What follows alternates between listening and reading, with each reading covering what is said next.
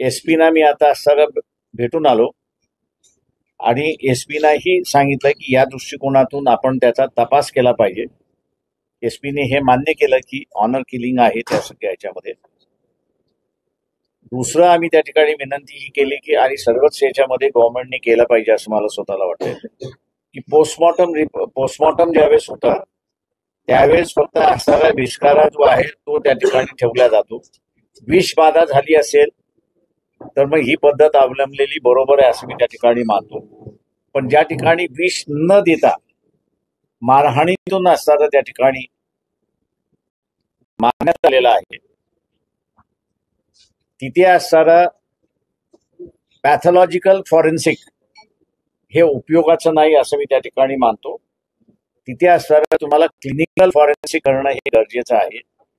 कारण का तिथे हाडाला मार लागलाय का, नसाला मार लागलाय का, त्याचे मसल्स आहेत त्याला मार लागलाय का, त्याचे जे वेगवेगळे अवयव आहेत त्या अवयवाला मार लागलाय का, हे या क्लिनिकल याच्यामधनं असणारं क्लिनिकल फॉरेन्सिक मधनं त्या ठिकाणी दिसतं.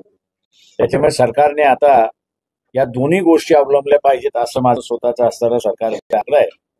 एसपीना सुद्धा असताना मी विनंती केली की आई वडिलांनी त्यांचा असणारा अंत्यविधी हा असणारा रचना करून त्या ठिकाणी केलेला आहे. त्याच्यामुळे त्याची बॉडी आता काही मिळू शकत नाही. पण फोटोग्राफ जे आहेत त्या फोटोग्राफवरनं क्लिनिकल फॉरेन्सिक करता आलं तर त्या ठिकाणी पाहून त्याचा असणारा आपल्याला त्या ठिकाणी करता येईल अशी परिस्थिती आहे. पोलिसांकडे असणारा मेडिकल रिपोर्ट आलेला आहे.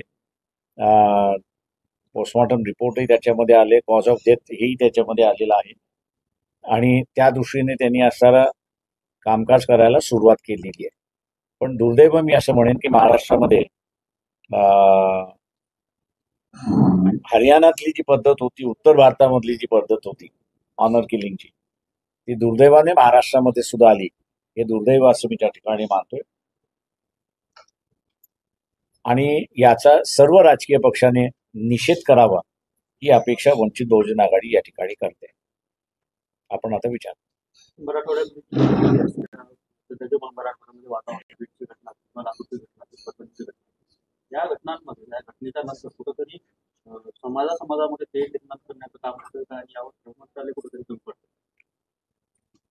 मी असं म्हणेन की शासनच कमी पडते अशी परिस्थिती आहे.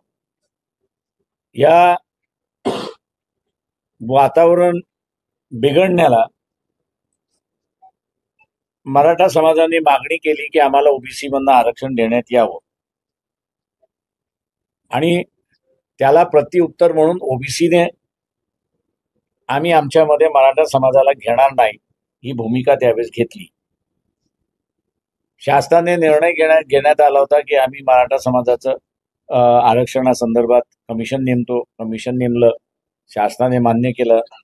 त्या क्षणाला मला असं वाटत होतं की शासनाने सर्व स्टेक होल्डर्स जे आहेत त्याची बैठक बोलवली पाहिजे होती आणि शासनाच्या हातामध्ये जे आहे ते शासनाने केलेलं आहे. आता हा आम्ही घेतलेला निर्णय कायदेशीर आहे की नाही, घटनात्मक आहे की नाही, घटनेमध्ये बसतो की न बसतो याची तपासणी कोर्ट करेल. कोर्टाने दिलेला निर्णय हा सर्वांनी मान्य केला पाहिजे होता. हे जे असणारं सर्व स्टेक होल्डर्सकडून त्यांनी वधवून घेतलं पाहिजे होतं. दुर्दैवाने शासनाने त्यावेळेसही केलं नाही किंवा आत्ता ही जी परिस्थिती आलेली आहे परभणीतली असेल, बीड मधली असेल, लातूर मधली असेल आणि उद्या कुठल्या तरी अजून जिल्ह्यामधली येईल, या संदर्भात सामाजिक सलोखा राहिला पाहिजे यासाठी जी पावलं उचलली पाहिजेत ती पावलं त्यांनी उचलली नाहीत. आणि म्हणून आपण बघत असाल बीड असेल, परभणी असेल आणि लातूरमध्ये या घटना घडल्या त्या समाजामध्ये पर्क्युलेट व्हायला लागलेल्या आहेत.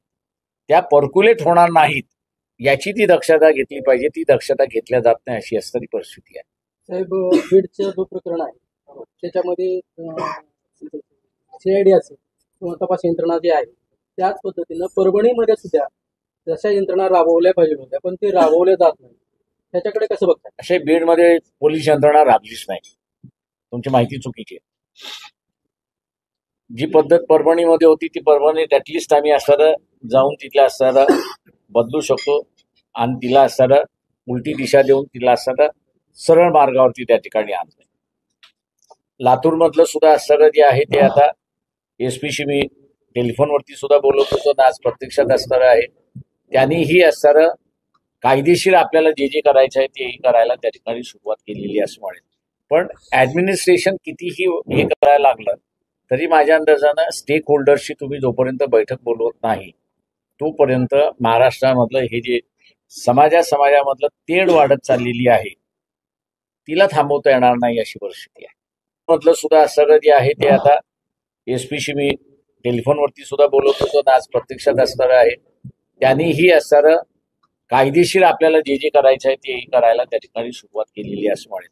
पण ऍडमिनिस्ट्रेशन कितीही हे करायला लागलं तरी माझ्या अंदाजानं स्टेक होल्डर्सची तुम्ही जोपर्यंत बैठक बोलवत नाही तोपर्यंत महाराष्ट्रामधलं हे जे समाजामधलं तेढ वाढत चाललेली आहे तिला थांबवता येणार नाही अशी परिस्थिती आहे. या घटनेच्या ठिकाणी आणखी आमदार आणि खासदारांनी भेट दिली नाही त्याबद्दल ते माझी विनंती राहणार आहे आमदारांना खासदारांना की मतदार हा मतदार आहे तेव्हा एका तरी आमदाराने त्या कुटुंबाला भेटावं म्हणजे वातावरण तरी असणारं निवाळेल अशी असणारी परिस्थिती.